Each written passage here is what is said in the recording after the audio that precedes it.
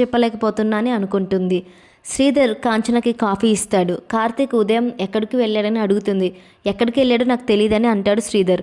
ఇక జ్యోత్స్న అక్కడికి వస్తుంది.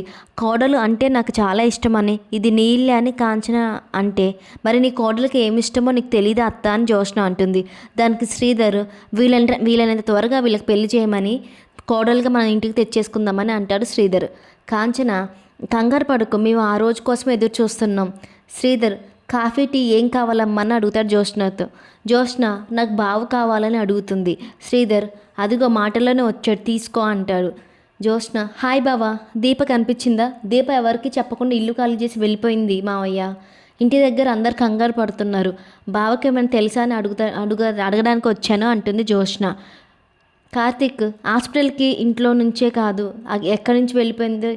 ఎక్కడికి వెళ్ళిపోయిందో తెలియదు అంటాడు కార్తీక్. కాల్ చేస్తే దీప ఫోన్ కూడా ఇక్కడే వదిలేసి వెళ్ళిపోయింది అంటాడు. జ్యోత్స్న ఎవరికి తెలియకపోయినా దీప గురించి నీకు తెలియాలి కదా బావా, నీకు చెప్పకుండా వెళ్ళిపోయి ఉంటుందా? హాస్పిటల్కి వెళ్ళిపోయిన దీప వెళ్ళినప్పుడు ఎందుకు వెళ్ళిపోయిందో చెప్పే ఉంటుంది కదా నీకు అంటుంది.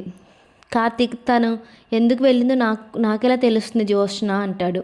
శ్రీధర్ మరి దీప ఎక్కడికి వెళ్ళినట్టు అని అంటాడు శ్రీధర్. అదే నాకు అర్థం కావట్లేదు మావయ్య. శౌర్యకి జ్వరం వస్తే ఇంట్లో ఎవరికి చెప్పకుండా బావకి ఎందుకు చెప్పినట్లు? బావ నాకు కూడా చెప్పకుండా హాస్పిటల్కి వెళ్ళటం ఏంటి? దీప ఎవరికి చెప్పకుండా వెళ్ళిపోవడం ఏంటి? సరే బావ దీప గురించి ఏమైనా తెలిస్తే చెప్పు, ఇంట్లో అందరు కంగారు పడుతున్నారని అంటుంది జ్యోత్స్న. మా ఇంటి మనిషి కనిపించకుండా పోతే నిన్నెందుకు అడుగుతున్నాను అనుకుంటున్నావా? ఆ మనిషి బాధ్యత తీసుకుంది నువ్వే కాబట్టి అని అంటుంది జ్యోత్స్న కార్తీక్తో. శ్రీధర్ వెళ్ళిపోయే పద్ధతి ఇది కాదు కదా, మనకు చెప్పి వెళ్ళాలి కదా అంటాడు శ్రీధర్. కార్తీక్ ఏమో చెప్పుకోలేని సమస్య ఏముందో డాడీ అని అంటాడు. దీప కొత్తింటికి దగ్గర కార్తీక్కి నిజం తెలిసే ఉంటుందా అని ఆలోచిస్తుంది. ఇంతలో శౌర్య కార్తీక్తో మాట్లాడినట్టు మాటలు వినిపిస్తాయి. దీప కంగారుగా లోపలికి వెళ్ళి చూస్తుంది. కార్తీక్ వచ్చేసాడేమో అనుకుంటుంది దీప. శౌర్య గోడపైన కార్తీక్ అని రాసుకొని ఆ పేరుతో మాట్లాడుతుంది. అది చూసిన దీప బాధపడుతుంది. శౌర్య కార్తీక్ మాటలు విని కార్తీక్ తండ్రి అనుకొని ఇంత ప్రేమ చూపిస్తుందా అని అనుకుంటుంది మనసులో దీప. ఇక హాస్పిటల్లో నువ్వేమైనా విన్నావా అని అడుగుతుంది దీప శౌర్యని. విన్నానని శౌర్య చెప్తుంది. దీప షాక్ అవుతుంది. కార్తీక్ని నువ్వు కోపడ్డం విన్నానని అంటుంది. మనం ఇక్కడ ఉన్నట్లు కార్తీక్ తెలుసా, నాన్నకి తెలుసా అని అడుగుతుంది. నాన్నకి తెలిస్తే కార్తీక్ కూడా తెలిసి ఉంటుందని అంటుంది శౌర్య. ఆ మాటలకి దీప షాక్ అవుతుంది. పారిజాతం జ్యోత్స్న రావడంతో నీ మనవడు ఏం చెప్పడం లేదని అంటుంది జ్యోత్స్న పారిజాతంతో. మనం వెళ్ళి వెతుకుదామని పారిజాతం అంటుంది. జ్యోత్స్న వద్దని ఇంట్లో వాళ్ళు చర్చలో పాల్గొందామని అంటుంది.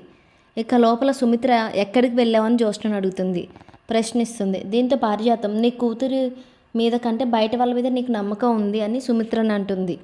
పోలీస్ కంప్లైంట్ ఇచ్చామని అంటాడు. దీప ఎలా అయినా బతుకుతుంది, ఆ విషయం వదిలేసి జ్యోత్స్న పెళ్లి గురించి ఆలోచించమని అంటుంది పారిజాతం. ముహూర్తాలు పెట్టమని అంటుంది. పారిజాతం చెప్పింది కరెక్టే అని సుమిత్ర దశరథులు కాంచన వాళ్ళతో మాట్లాడతామని చెప్తారు. ఇద్దరు వెళ్తారు. దీపను వెతకాలని జ్యోత్స్న పారిజాతం కారులో వెళ్తారు. శౌర్య దీపకి పాలు తాగిస్తూ ఉంటుంది. శౌర్యకి పొలమారుతుంది. శౌర్య అప్పుడు నన్ను కార్తీక్ తలుచుకుంటున్నాడని దీపతో చెప్తుంది. Thank you so much for watching. Please subscribe our channel.